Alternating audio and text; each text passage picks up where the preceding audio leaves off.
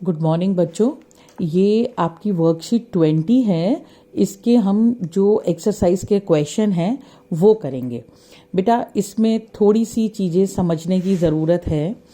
अब सवाल है, निम्नलिखित दशमलव संख्याओं का वर्गमूल 3 दशमलव, मतलब जो हमारा आंसर होगा उसके उस पे जो दशमलव लगेगा उसकी 3 संख्याओं तक, उसके बाद 3 संख्याएं आनी चाहिए।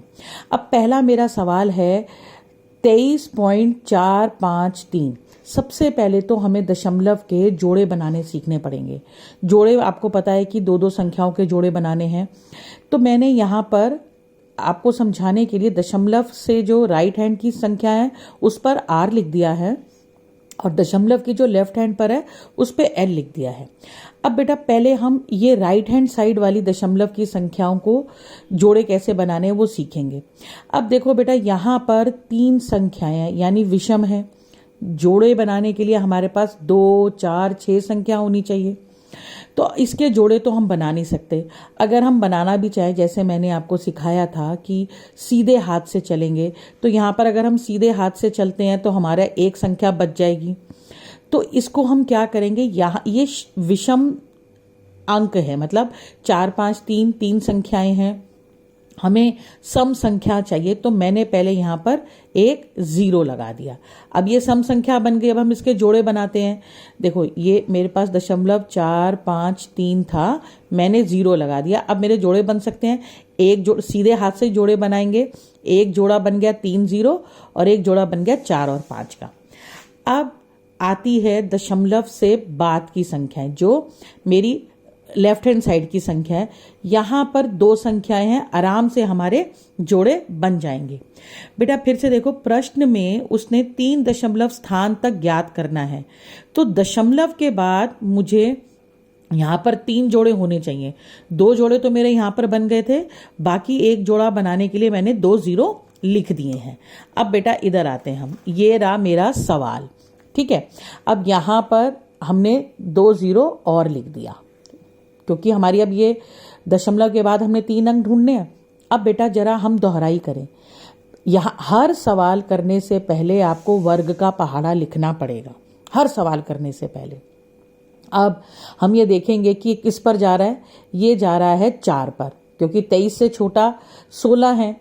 तो 4 यहाँ लिखा और 4 यहाँ लिखा। 4 चौक 16, ये 4 गुणा 4 कर दिया, ये 16 आ गया। अब बेटा ये 4 मैंने क्यों लिखा, ये भी अब आपको मैं बताती हूँ। अब 23 में से 16 गए तो बचेंगे 7। अब ये जोड़ा उतारूंगी ये वाला, तो मैंने ये जोड़ा उतार लिया 45 वाला।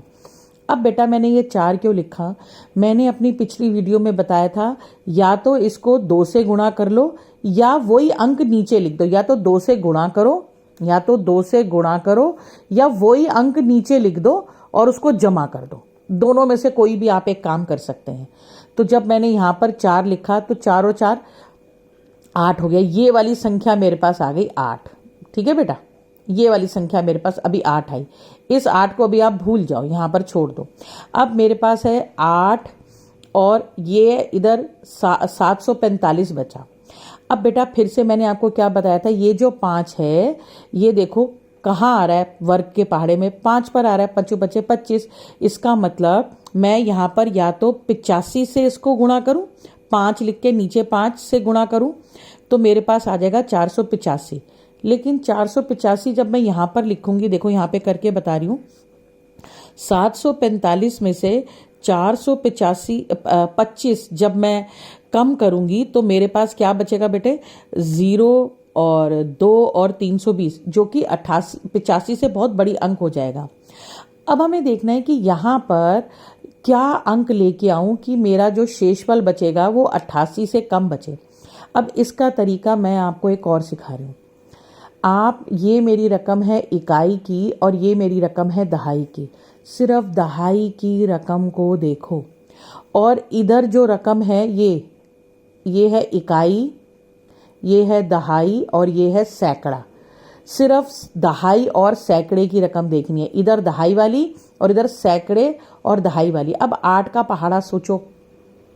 अब 8 नीम 72 है और 8 8 64 है। तो अगर 8 नीम से करूंगी तो रकम ज़्यादा आएगी। देखो करके बताती हूँ, मैं अब कर रही हूँ 8, 88 को 8 से गुणा करा, ये वाली रकम गुणा करने वाली रकम सेम होनी चाहिए। तो 88 को जब 8 से करा तो 704 आया।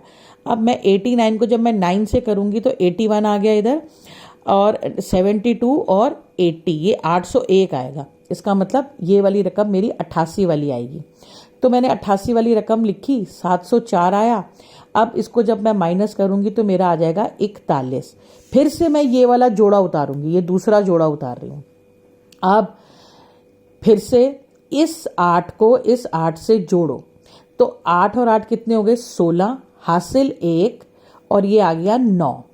फिर से बता रही हूँ बेटा, या तो हम ऐसे करते 88 को 2 से गुणा करते, सिर्फ इसी को गुणा करते, ठीक है। तो 2 8 16, 1 बचा इधर, और इसको जमा कर दो 96। दोनों तरीके से आए। ये वाला तरीका ज़्यादा आसान है कि समान रकम को नीचे लिख दो। अब मुझे नहीं पता कि यहाँ पर मेरा क्या आएगा, मैं अभी यहाँ पर उंगली रख देती हूँ। अब देखो बेटा, मेरे पास है 0। अब 0 वाली रकम तो 10 पर आती है, वो मैं ले नहीं सकती। फिर से ये है इकाई और ये है दहाई, ठीक है बेटा। और ये क्या है बेटा, ये वाली रकम को देखना है। अब 9 का पहाड़ा पढ़ो, तो 9 चौक 36 और 9 पंजे 45, तो इसका मतलब यहाँ पर 4 आएगा। मैंने 4 से गुणा कर दिया तो मेरा कितना आ गया, 3856। अब फिर से बेटा मेरा बचा 274 बचेगा। अब ये वाला 0 मैं उतार लूंगी। अब बेटा फिर से देखो, मुझे नहीं पता कि यहाँ पर क्या है, पहले मैं इसको जोड़ रही हूँ, 4 और 4 8, 9 और 6 ऐसे का ऐसा उतार दिया, ये प्लस कर रहे हैं बेटा, ठीक है।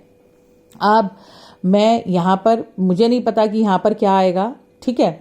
फिर से 9 का देखो, इस बिल्कुल लास्ट वाली रकम देखनी होती है। और इधर देखो ये वाली रकम, ये 2 को देखो, 9 का पहाड़ा पढ़ो, 9 दूनी 18 और 9 तिया 27, यानी या तो यहाँ पे 2 आएगा या 3 आएगा, वो हम मल्टीप्लाई करके देखेंगे तो हमें ये समझ में आ जाएगा। तो जब हम इसको 2 से मल्टीप्लाई कर रहे हैं तो आखिरी वाली रकम जो होती है उसी से मल्टीप्लाई करते हैं बेटा। यहाँ पे हमने मल्टीप्लाई करा 2 से, तो मेरे पास आ गया 19,364।